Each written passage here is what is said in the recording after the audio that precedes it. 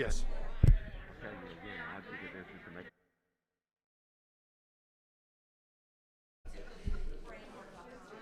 Although last year is online, so I forgot how to.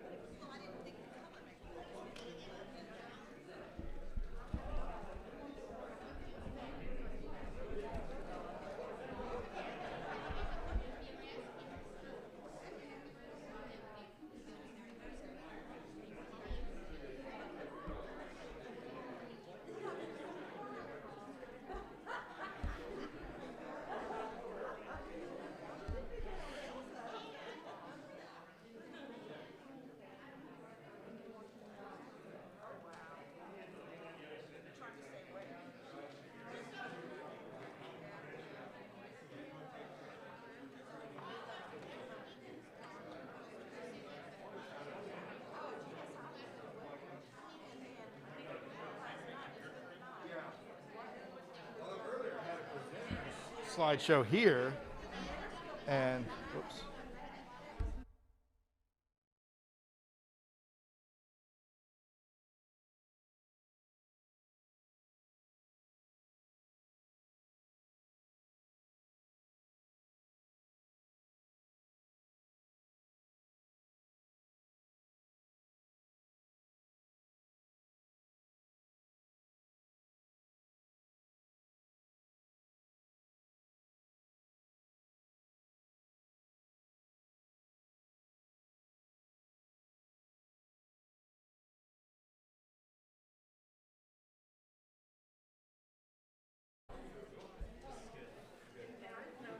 Okay.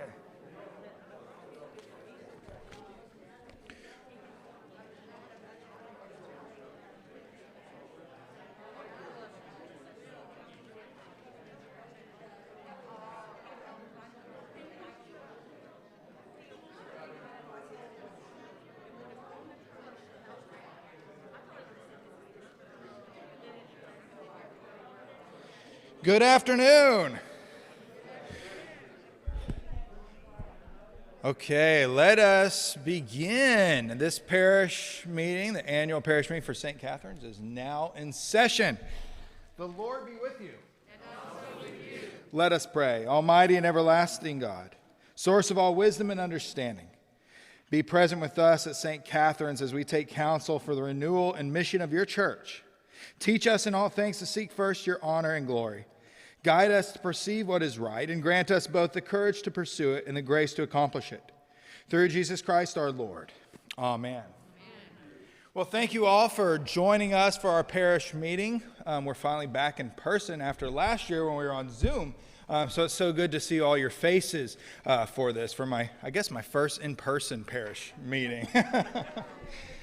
Only been here a year and a half, but... So I want to go over real quick kind of our agenda before I jump into my report or the year in review. First, I'll give my little report, year in review. We'll vote on the vestry nominees. Now, we have 4 open spots and 4 positions, so we aren't going to take ballots, but we do need to vote on if we will accept a vote by acclamation. So we'll do that when we get to the vestry vote. And then we'll do the same thing with the delegate vote.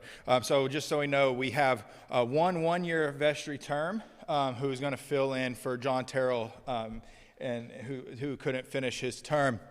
and 3 full terms, as well as 4 council delegates. So once we get there, we'll talk a little bit about that. And then Tom is going to give his final finance report, as well as the budget for this upcoming year, and then we'll close in prayer.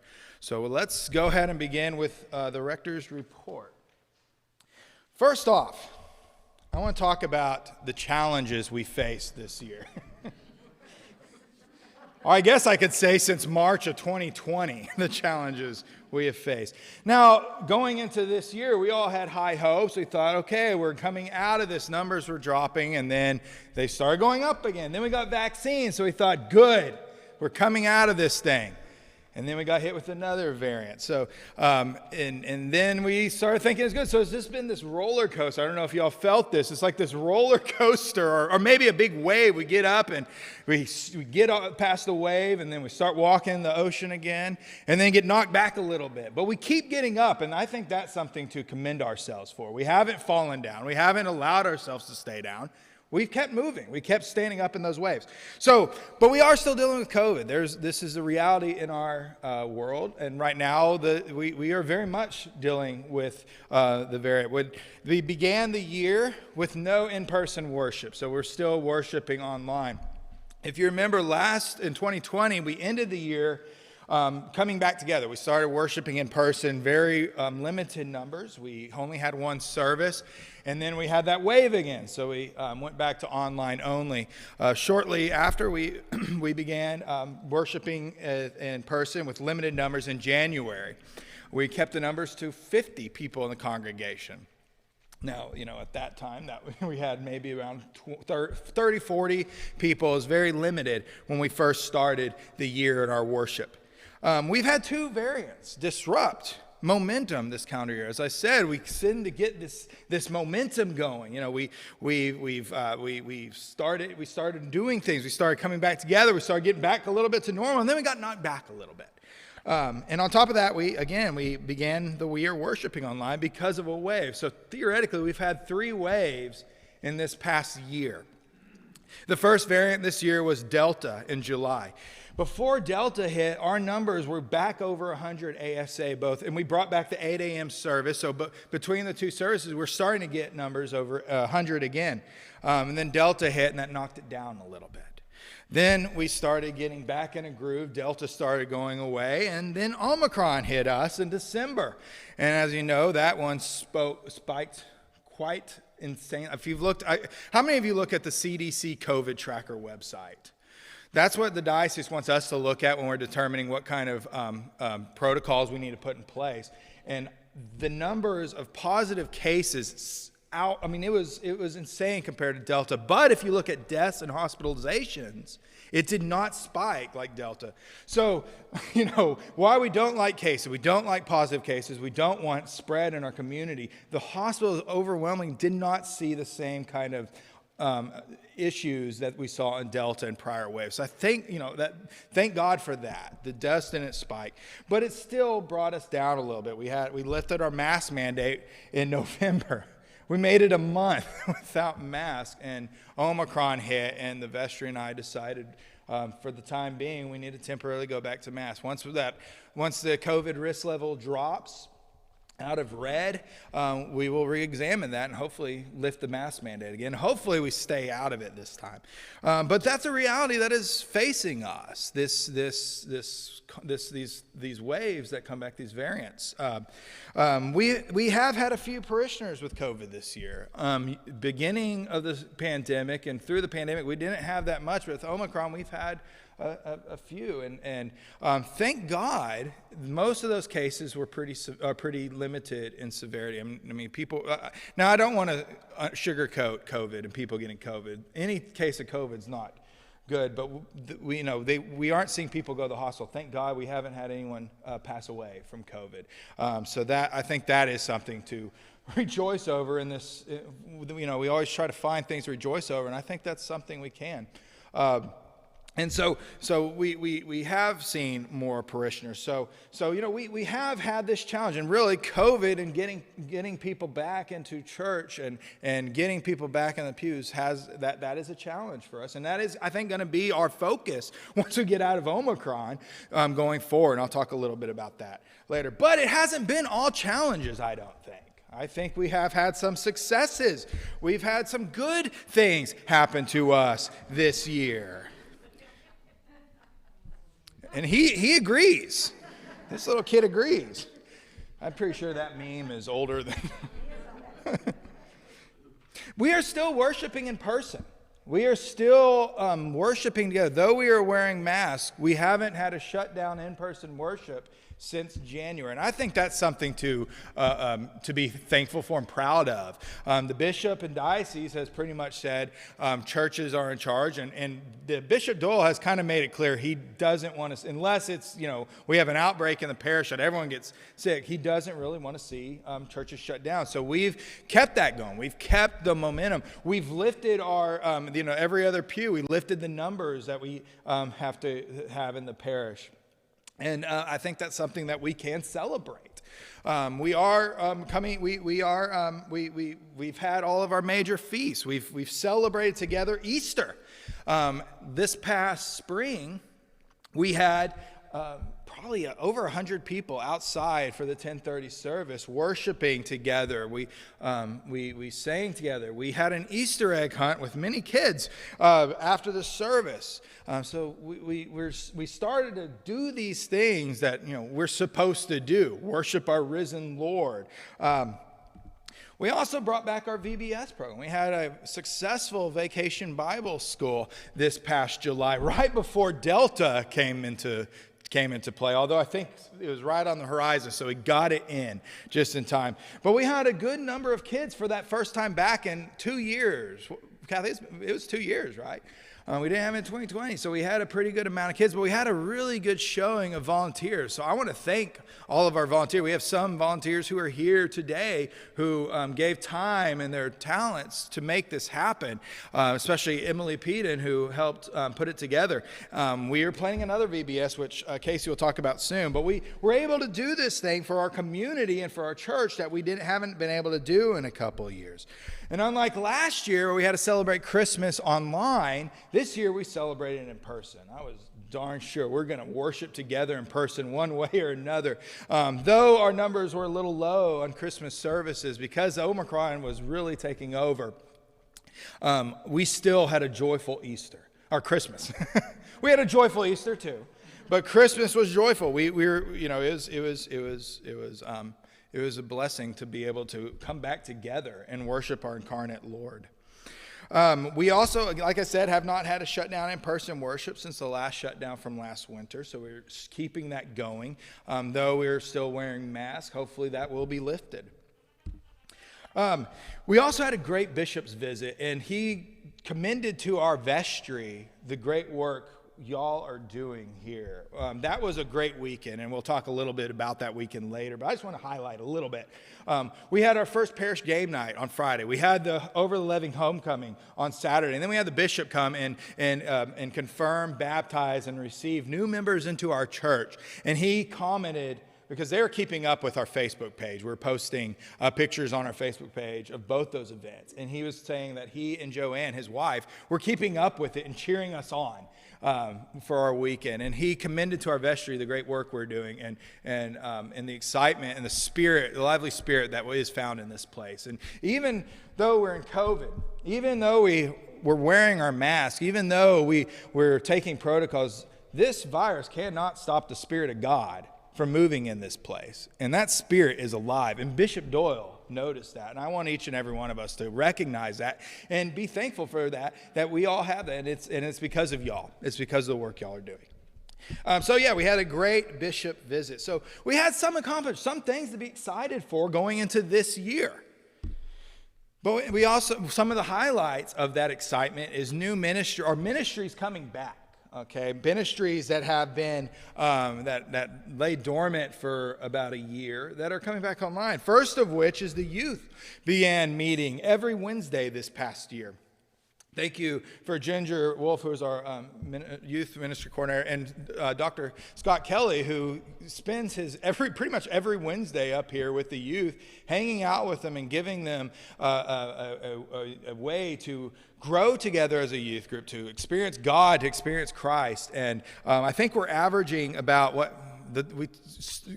about 14 through 16? 10, okay. 10. So we're averaging about 10 youth, which, hey, that's coming out of COVID and trying to get that program back on the ground. That's a pretty good number. And we're hopeful that we continue to grow that thing and continue, hopefully, youth maybe invites their friends and bring in some more youth on board. I got one youth here who shook his head. That youth happens to be my son, and I've been, hey, invite your friends. So youth has been coming back, and soon we'll start bringing back Sunday youth group for those kids as well. One of my and I've only done one of these, and it's already one of my favorite ministries. I had a blast. We had Bible tasting and wine study back in September, and I think Craig, where are you? And Michael Romine and Kim, thank y'all so much for that. How many do you think we had? We had about, I think we're at max. We kept the number to 25.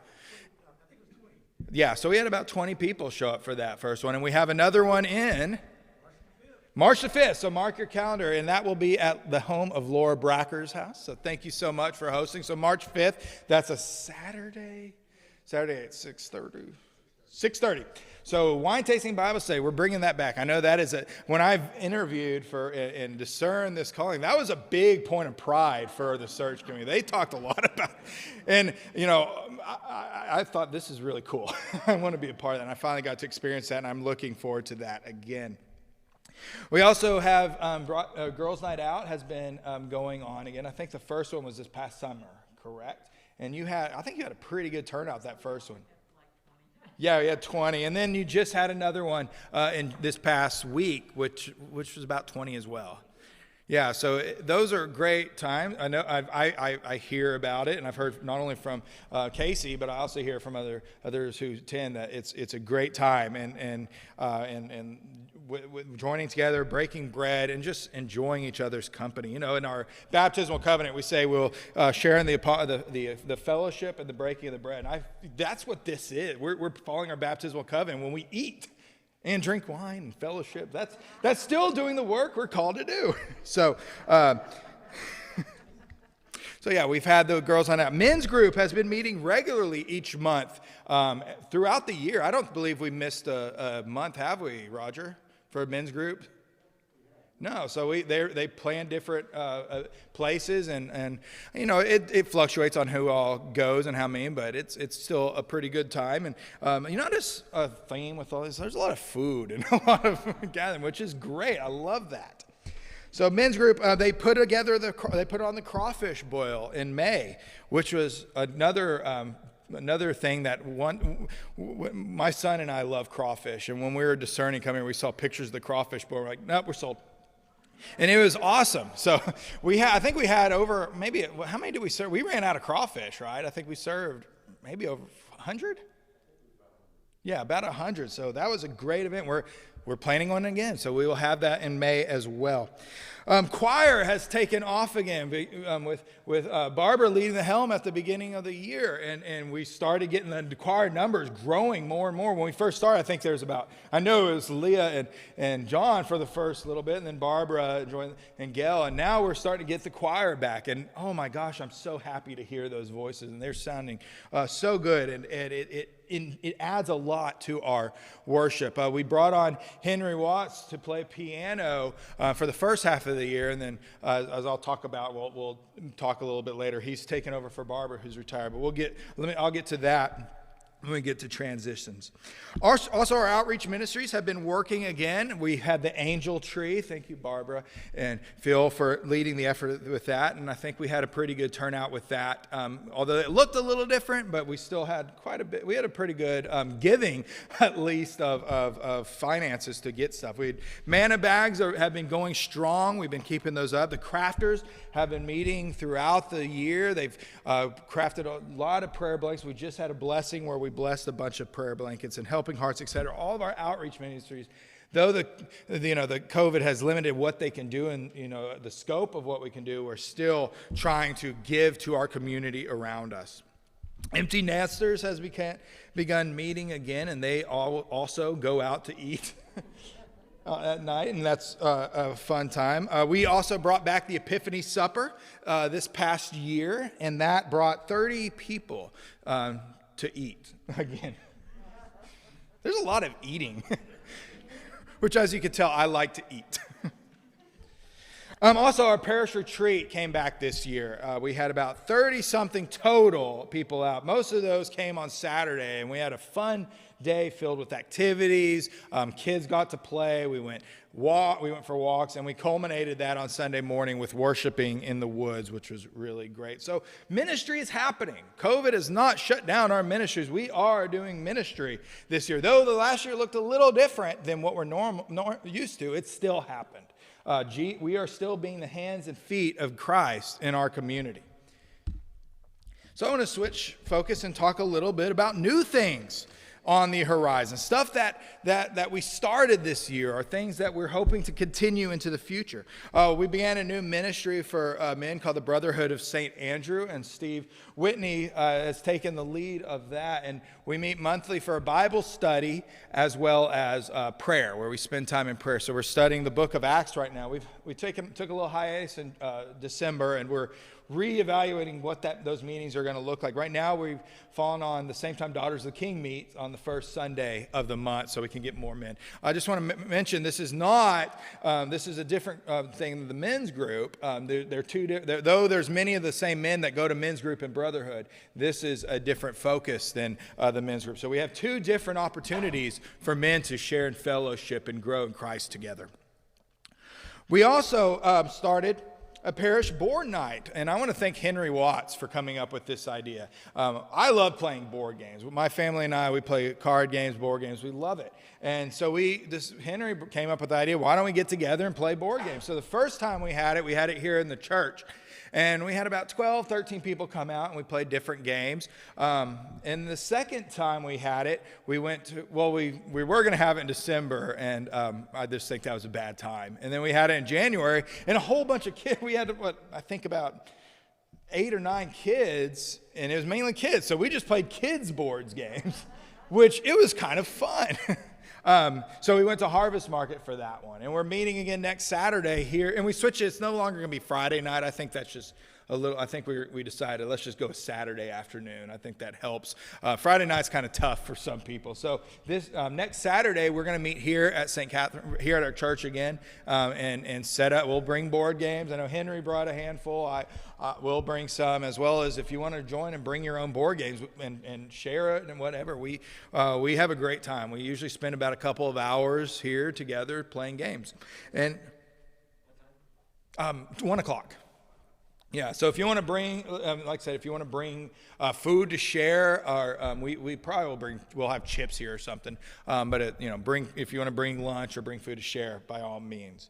Also, we had over the levee homecoming. This was kind of a last hurrah, if you will, for Melinda, and it was a vision we had earlier on the year where we when I first got here, we wanted to do something to first of all welcome us, and that didn't happen obviously because of COVID, and then we wanted to decide, we got to do something. We're starting to come back together. We got to do something, and this vision, our idea of this big parish-wide party, but not just our parish, but also the community around us to be invited. And we came up with this idea of this fall-like carnival festival kind of thing. We decided to call it Over the Levee Homecoming.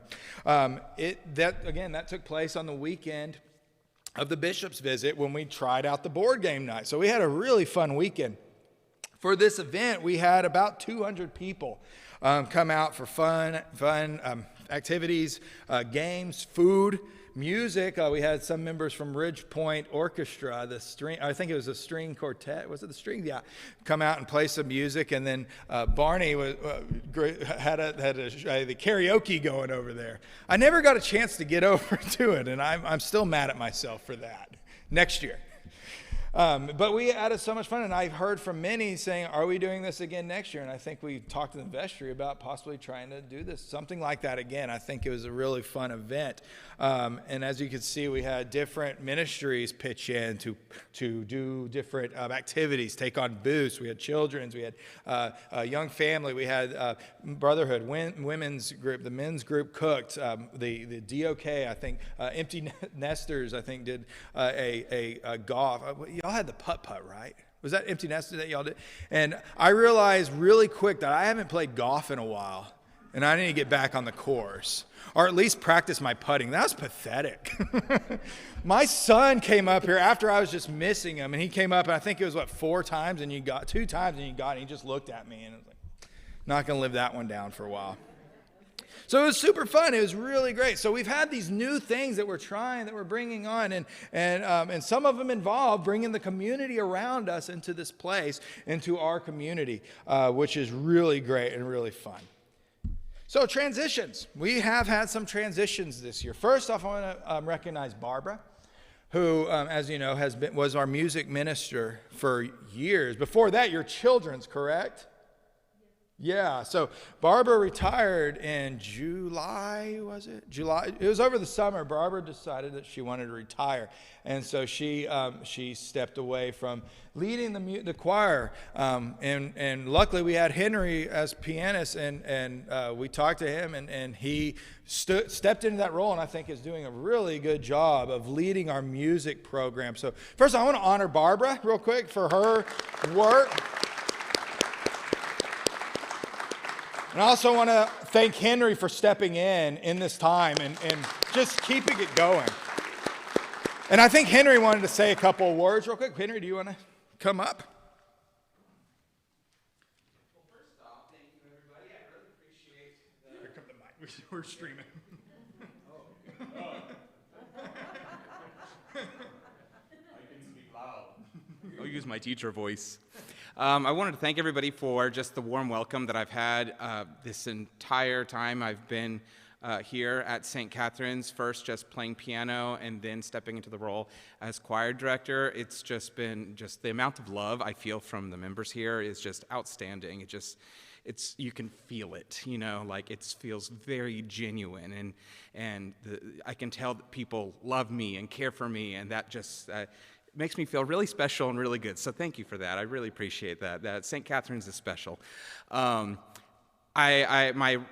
goal for the choir and music this year has been first trying to just get people going again and kind of have a routine going again, kind of meet the choir where they are, and eventually start trying to get more people involved and start trying to just do more, just kind of more challenging pieces, eventually start incorporating different instruments, and maybe even have special services that are very music focused. That's something that I would love to see.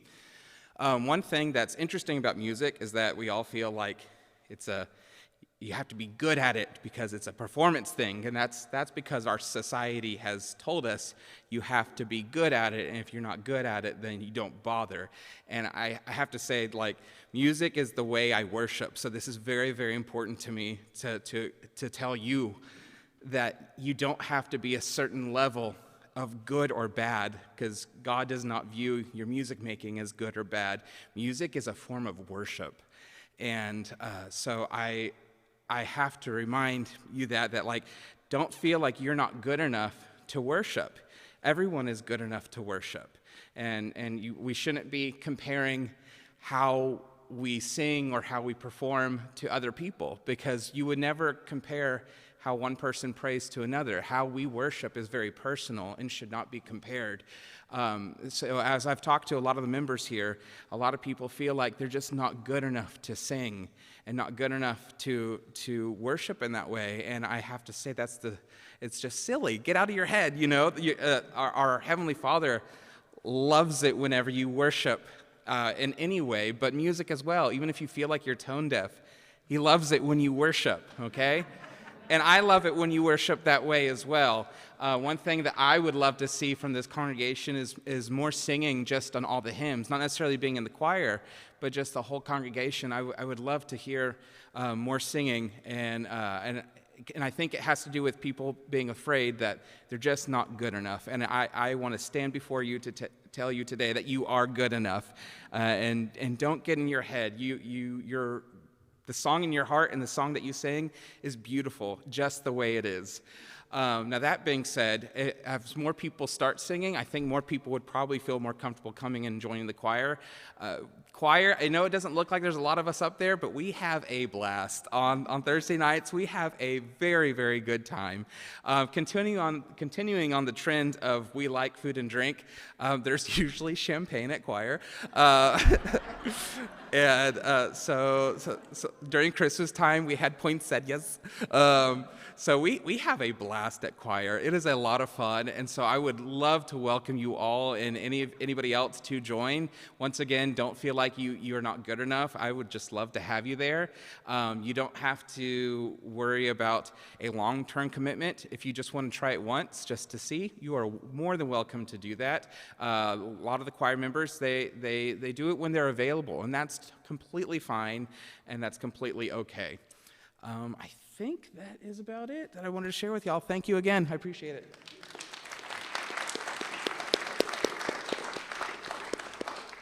And I want to second that, what Henry said about, some if you don't feel like you can sing, worship still happens, and and hearing all the voices, whether you can keep a tune or not, is still great. I got a funny story real quick I want to share. I know I may have shared it with a couple of people, and this is about y'all know Bishop High, right? Remember Bishop High? He was the former suffragan bishop for our diocese in the eastern region, and I don't think he'll mind me sharing this story because he told it to a few people. But he was the bishop in Fort Worth, and before I went to seminary, he came to our church to do a bishop's visit in Arlington, and we chanted the Eucharist at the church, and I was his chaplain, and myself and the verger asked him, "Do you want to chant the liturgy?" He looked at us and he said, "You don't want to hear me chant. I cannot sing." He said, "I will sing loudly and proudly during the service, but I'm not going to go solo." And I thought, okay, he's being modest. He's just being modest, Bishop High. And he probably can sing. And as soon as that opening hymn started and we started singing, I was singing right in front of him, and I heard him behind. I was like, oh. He's not joking. But it was great because he really does get into it. That's his worship. And he recognized I'm not great, but I'm going to sing, and you're going to have to listen to me, which was great. I love it. And that's one of the many reasons I love Bishop High. So thank you, Henry, for that. Secondly, our ministry coordinator, Melinda Reckers, retired this past fall, and that was a tough one with losing Melinda. She really made sure everything kept going. Before I got here, she helped keep the things going in this place. So we definitely missed seeing her go, and I tried kicking and screaming and blocking the door. But she really needed that time with Bob and to start traveling. However, she's going to start joining us for some of our ministry stuff again. So she said when she's leaving, she's not going away. There's stuff she loves to do. Bible tasting and wine studies, one of those things that she wants to do. So she's enjoying retired life. She still does crafters. We see her from time to time, and she does love this place and loved her time here. And to that end, Crystal, our parish administrator, has taken on a lot of her tasks along with myself. And we've already started meeting with ministry leaders these past couple of weeks, discerning what kind of things we want to do this year, and envision what we have this year, and mainly just to get stuff on the calendar as well. Also, we had another transition. Emily Peden stepped down from her role as children's minister after a little over 2 years, and she did a great job of keeping this thing together through COVID, and making sure the kids were and still linked to the church, and the parents were still linked to the church. And like I said, she did a great job putting on VBS. But with Grant, she decided that she needs to step away from that role and focus on just worshiping. And so she's not leaving. She's still active. She's still still helping out with our children's, but she needed to step away from leading it. To that, Casey Ellison has taken over that role, and I think he wanted to just say a couple, pitch, maybe has some.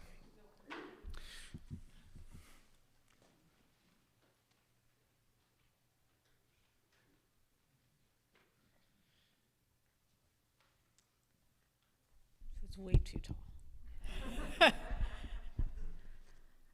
We had just started Sunday school, I think a couple months before I came back. So I started in December, and now we're up to, I think, 7 kids most weeks, which they are all hilarious. And most of them are about 5 and 6. So it's a great way to start your Sunday morning if anyone feels called to help with the children. And we are trying to bring some events back now that hopefully our numbers will start dropping again. We're hoping to have a Valentine's party for our kids just to give them more fellowship time together. And our Easter egg hunt will come back this year. I think we're going to have a table at Gator Palooza, a big event at Sienna Crossing, just to give information about our services and programs to more young families in the area. And VBS, we're looking at hopefully having a bigger group this year. Hopefully COVID is in a better place. So look for information about that. And I think that's it. Thank you. And thank you for taking over that role. And I poke my head when I can in the children's room. And this morning they're playing bingo, and they're really, now I need to lift it, and they seem to be really having fun. I think some of them won some money, so we got to clear that with the bishop. I heard one child said, "Dad, I have more money than you now," and I think it was like a quarter or something. It was great. These kids are great, and I think that's our base. We want to focus on the children too. That's the foundation for going into the future, going to making a great youth. Which brings me to things to come, looking ahead. I have a lot of excitement going into this year. I know Omicron is still with us, but if you look at the graph, it's dropping quick. It's still crazy high, but it's dropping. But we have a lot of things to look forward to this year. Each year, before we get into some of the stuff, my hopes and for this coming year.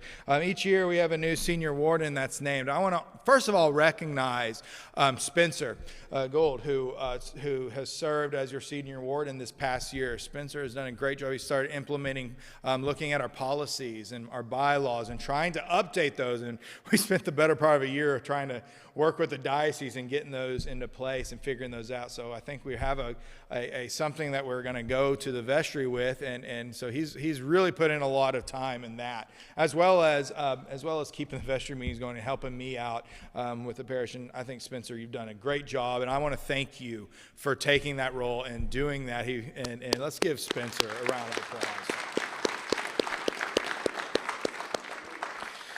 So each year, the new senior warden is someone from the middle term, that second term, and they serve for a year. And this year, I'm excited to name Loretta Whirling as your new senior warden for 2022. I'm really excited for Loretta to come on. I think she's going to be great. Loretta was one of the first people I met at St. Catherine. She was on the search committee and came to Marshall to interview me with a few others, and ask Craig about that after this. That was a fun time. But thank you, Loretta, for stepping in and taking on that role and responsibility. And I know you're going to do a great job. Like I said, we're extremely hopeful. We are already seeing a rapid drop in our community. However, in the country, although the country's still starting to drop, but there's still places that are hit hard. But in our area, we are seeing a big drop. I'm afraid I'm going to mess this up. So I have the list, but if you go to CDC COVID tracker and click on Fort Bend County, the number I think our case rate per 100,000 was like 1,000 and something. It's dropping pretty significantly. We had like almost 40% positivity rate. Now it's down to 23. So it's dropping quickly. And just as the professional said it, just as quick as it came on, it's going to drop. And we're still extremely hopeful that we will be out of Omicron very soon. I know Loretta, Loretta talks to me a lot from giving me insight from her sons and what they're seeing. One of them is at Texas Medical Center, correct?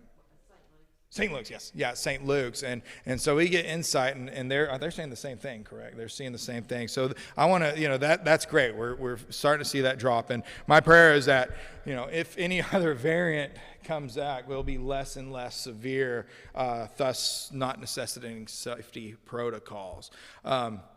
Again, we monitor the CDC, the COVID tracker, and determining what safety levels we have. Once we drop out of the highest, we'll re-examine the mask. Once we get to low, we're going to bring back the Common Cup, and we're so close to bringing back the Common Cup. We were right on the precipice of low I think it was before Delta, and we were just there, and Delta hit. So keep that in your prayer that those numbers drop, and hopefully we are seeing the end of this dreadful virus that just keeps hanging on and hanging on.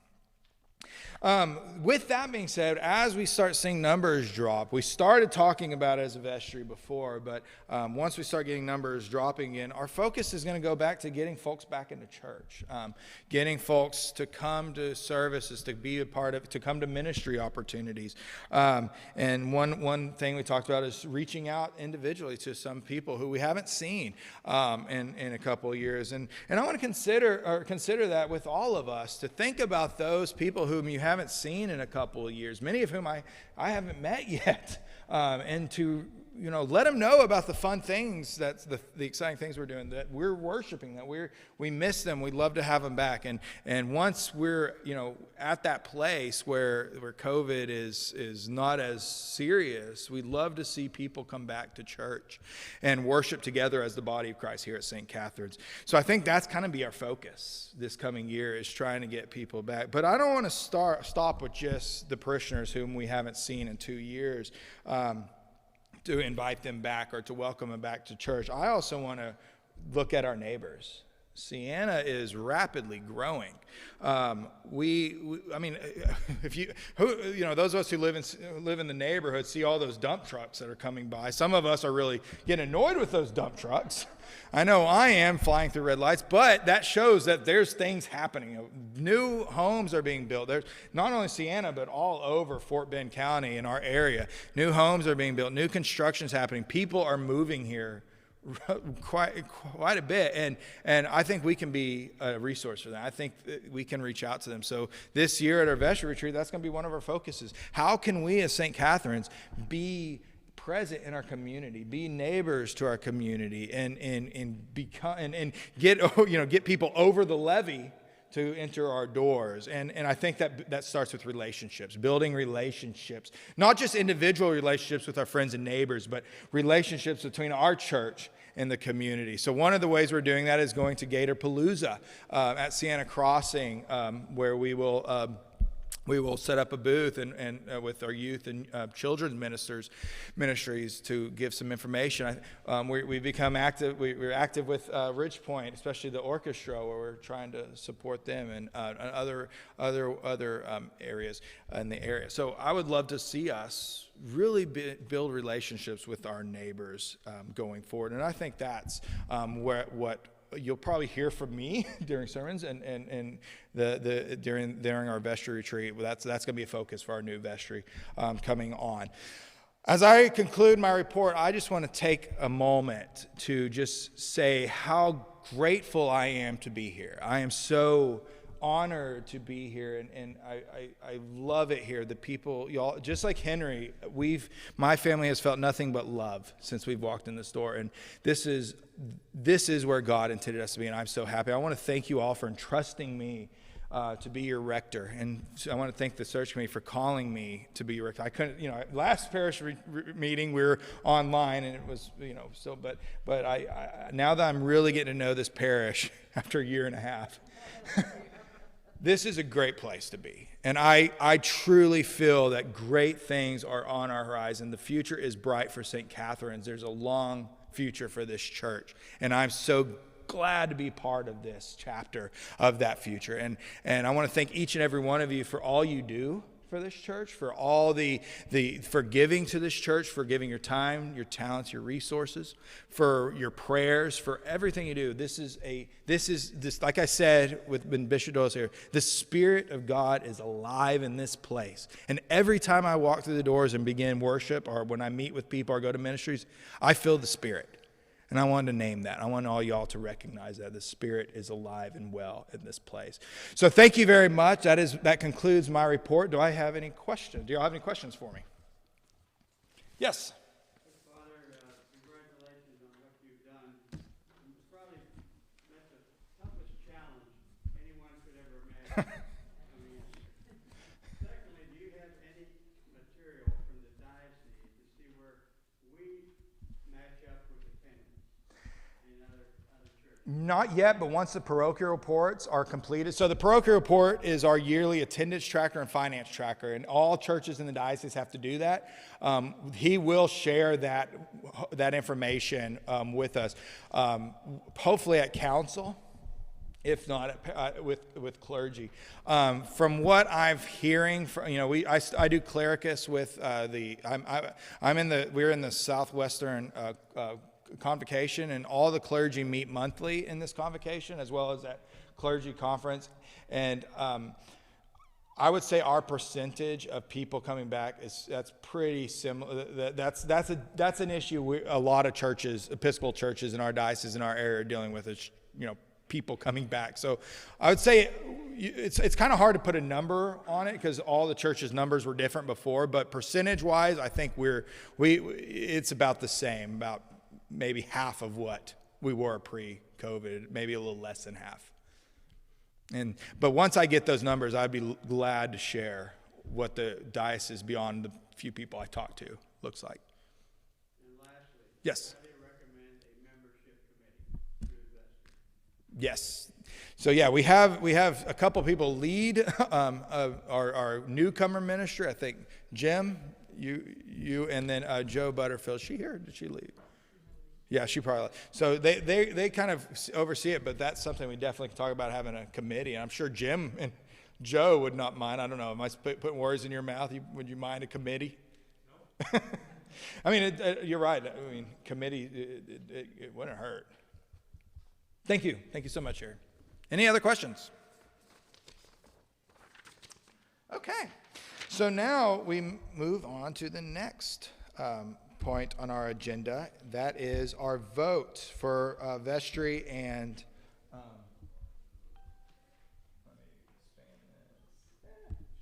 okay.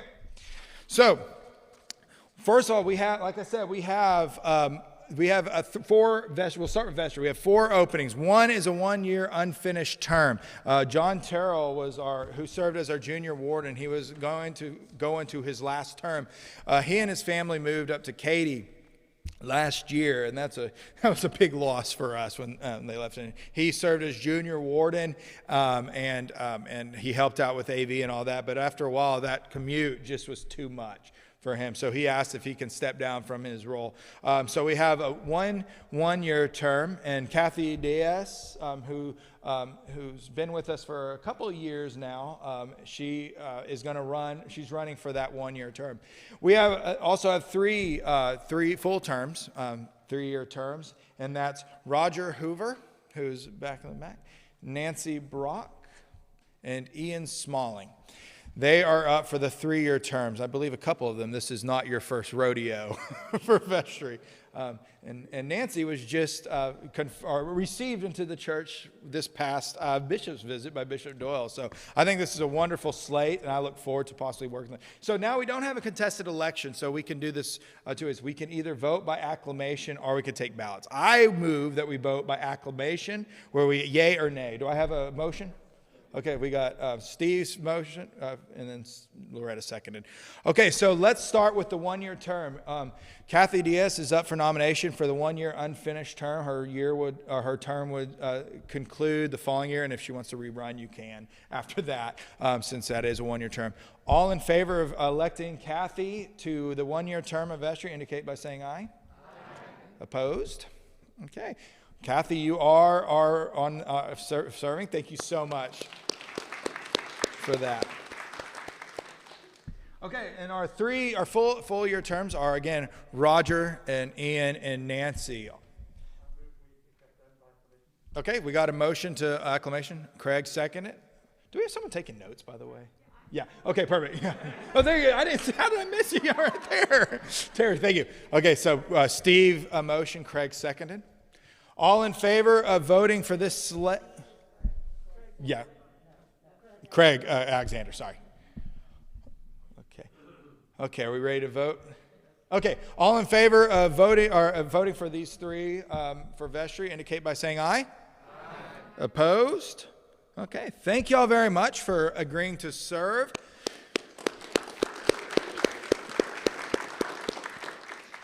Before I move on to delegates, I want to honor those who are stepping down. So Lisa, Lisa's here. Lisa has served for 3 years, and she is stepping down. Thank you so much, Lisa, for all you do. Beverly, who filled in another one-year term. Her term ended last year, and then she did a one-year term. So Beverly is stepping down, and then Ginger Wolf is stepping down as well. She couldn't be with us today. And I want to thank Ginger, if she's watching, for her role as senior warden before. That was a tough role as we're still in transition. Y'all were looking for a rector. I came on, and so she had to deal with me for a couple of months. And so I want to thank Ginger for that as well. So thank y'all for y'all's service to the church. One last, the delegates. We have one is stepping down from his term. He's served as council delegate for 3 years, right? Or was it 4? 4 years, for a long time. That's a lot. That's a lot of councils. Roger Hoover has stepped down, so he stepped down for council so he could go join the vestry. That's right. So I want to thank Roger for his time and doing that. We have 4 delegates up for a vote. So again, we don't have a contested election. We have 4 openings. 4 are going. We have 3 who have been. This is their 3rd year. Lisa, is this y'all's? Terry? So we have Lisa Davis, Terry Mitchell, Judy Lawton, and then Jim Duncan, who's back in the back, who's going to who's running for that 4th term. So do we have a motion to vote on an acclamation? Okay, so Leah made a motion. Lionel seconded. So we'll vote by acclamation for these 4 nominees. All in favor of these 4 serving as our council delegates indicate by saying aye. Aye. Opposed? Okay. Thank you all very much for serving again. Council is next month, February 25th and 26th. So I asked that, and it'll be in the Woodlands. So I love the Woodlands. There's a lot of good stuff to do there. So I want to ask y'all to keep your delegates and myself in your prayers as we gather for council in February. Hopefully it'll be an easy council with no drama, nothing that that sometimes can pop up. The last few have been pretty nice though. So keep us in your prayers though as we travel to Woodlands and represent y'all for the diocese. Okay, now it's time for the finance report. You ready? See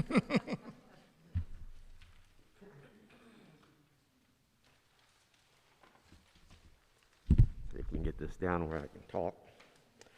Good afternoon, ladies and gentlemen. Just a bit bittersweet today.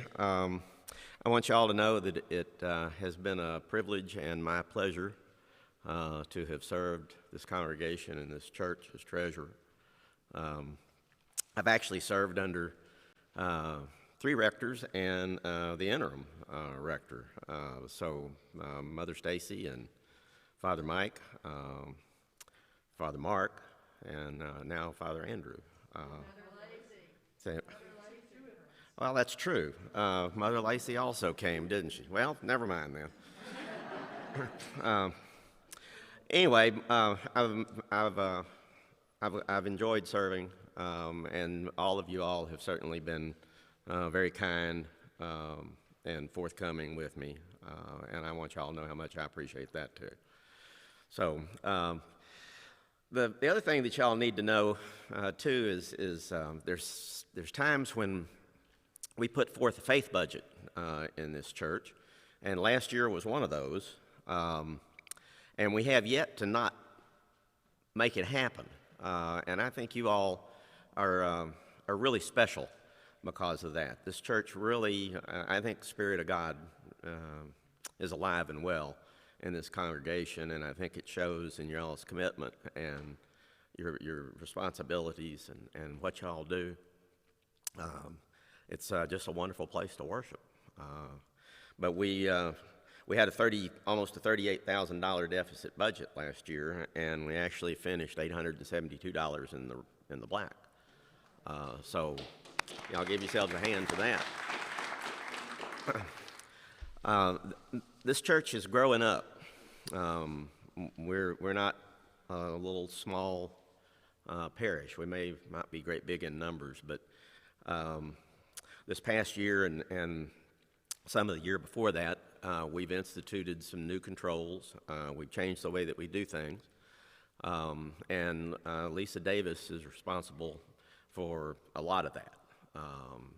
She's been a great resource and a great help to me, and I want you to know, Lisa, I appreciate it. We've instituted a workforce or a workflow that the bills come in. Crystal's now parish administrator. All this we're filing this electronically now, but the bill goes in to DocuSign, comes to me for approval to pay. Once that's done, Lisa's now doing the bookkeeping work. And so it gets entered into QuickBooks, which we are now doing QuickBooks Online. So everybody that needs it has access to it. And the bills get paid, and most of the time. Sometimes they get paid twice. And that's usually my fault. But anyway, we just use the money the next month, and it seems to work out okay. So we have an extremely efficient audit committee that has been really awesome. That committee this last year was composed of Jim Duncan and Nancy Brock and Joyce Galliette. They're very thorough, and I think it's a really good thing. I'd like to say that during the 17 years that I've been treasurer, I don't think I've misplaced one thin penny, and I'm relatively proud of that. Nobody's ever walked up and said, "So what'd you do with the money, Tom?"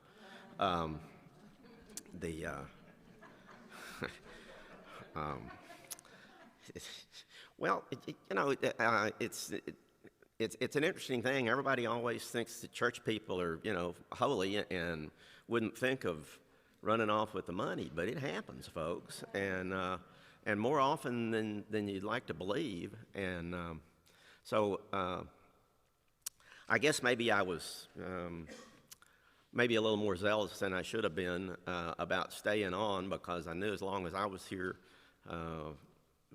this church didn't have enough money for me to go to hell for stealing. So I felt like the money was safe as long as I was watching it. But I think that we have controls in place and that sort of thing, that the money will be just fine. And you all will continue to be faithful in your giving, and this church will continue to do God's work, and it'll just continue to grow and get better and better, okay? So you have a copy of last year's operating budget and actual. This report was actually composed by Lisa Davis, and she's much better at notating things than I ever was.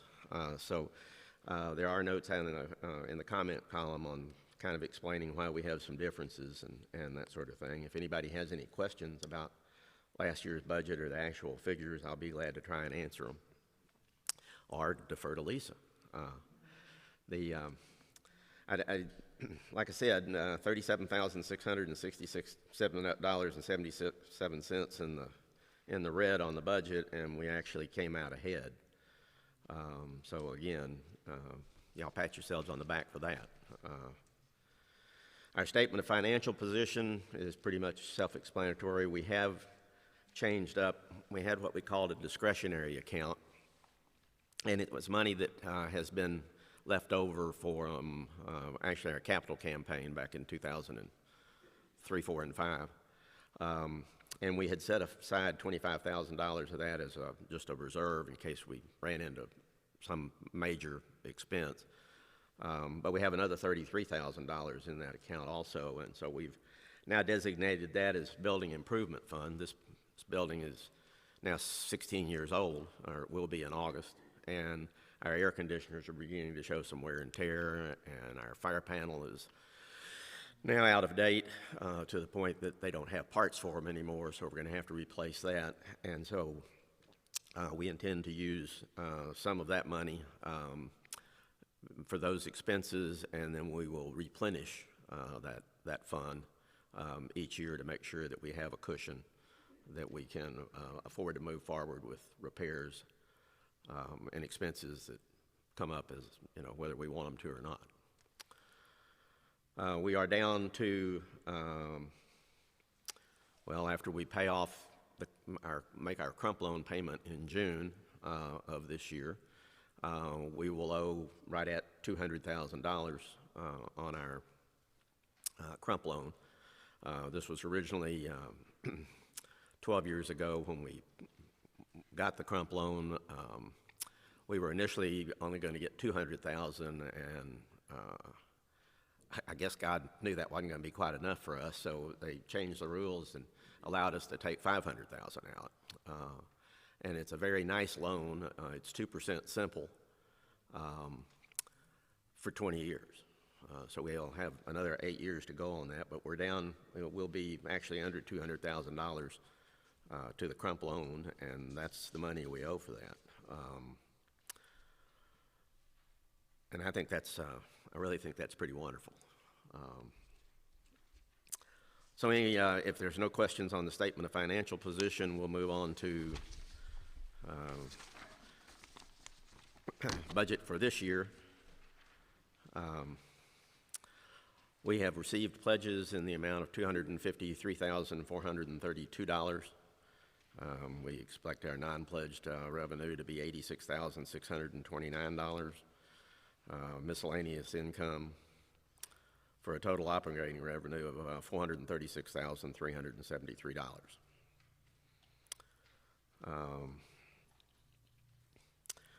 We'll actually have non-operating revenue from outreach and that sort of things, in and out funds and all that, at $472,731 that we expect.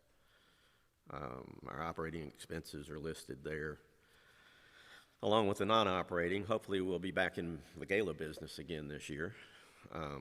That'll be something else, Father Andrew, that you'll enjoy too. The gala's fun. And then we show there on the income transferred from designated funds at the $23,500. This is the money that we're now calling the building fund, and we'll use it for expenses, and then we'll replenish it with $6,000. So we have once again, we have a faith budget here in the amount of $6,590, and I don't expect we'll have any trouble turning that into the black either. So, any questions? Yes, sir. First I must commend the wonderful job that you did.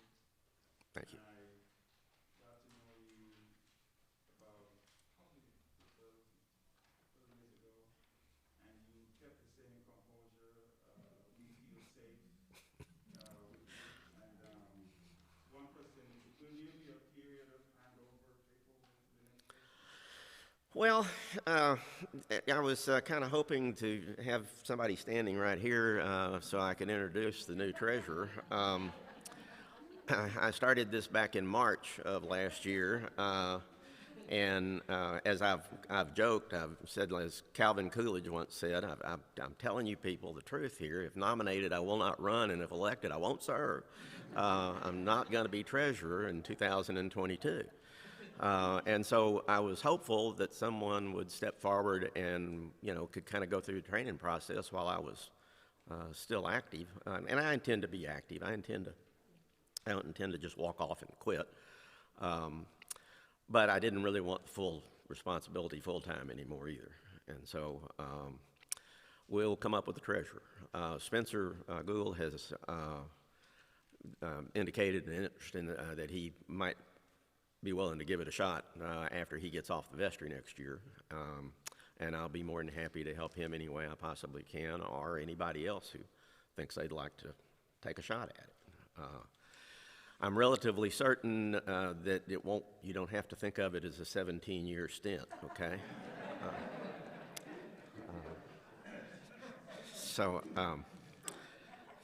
But I assure you, I could have done a lot of things that would have been worse than being treasurer of this church for 17 years, okay? So I truly have enjoyed it. I've enjoyed knowing all of you, meeting everybody new, and I probably am going to go back somewhat to being on the door again, because I always enjoyed ushering, and that was how I got to meet people. So,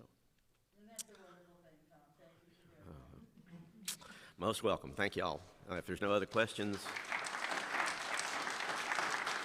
I'm done. Don't go anywhere yet.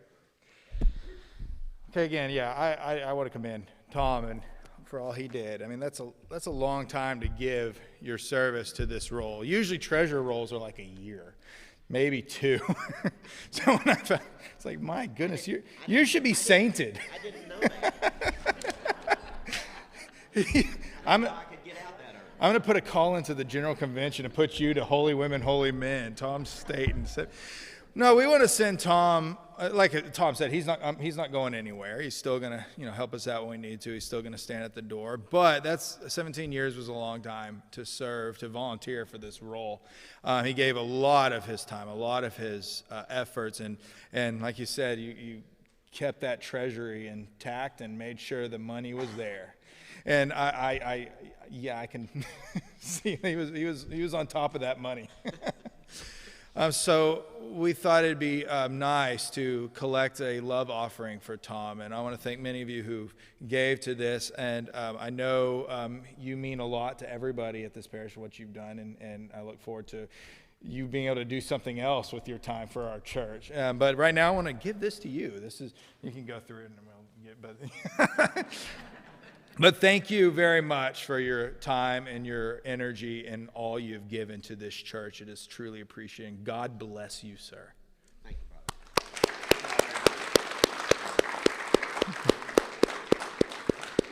Try not to spend this in one place.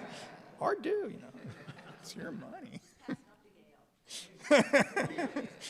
Yeah, we can't go without thanking Gail for giving him to us and allowing him to serve. Thank you, Gail. Yes. Yeah. I know there's many Sunday afternoons he stayed up here. I came back up here once and he's playing on the piano, and I didn't realize you had that in you. And I'm sure you'll like having him back on Sunday afternoons. Oh, maybe. Hey, Henry. I think that concludes. Oh, yeah? You can't hold a tune? Well, you could give it a shot. You're being modest right now. I believe that concludes all that we had scheduled for this parish meeting. Is there anything else for the good of the parish that we need to address today? Okay, with that, I close our parish meeting. Let's end it in prayer. The Lord be with you. Let us pray. Most gracious and ever-giving God, we give you thanks. We give you thanks for this time that we can gather to meet and discern your will for this church. We give you thanks for continuing to give to us, to allow us to give freely for this church. We thank you for the time and effort and finances that each member has given to this community.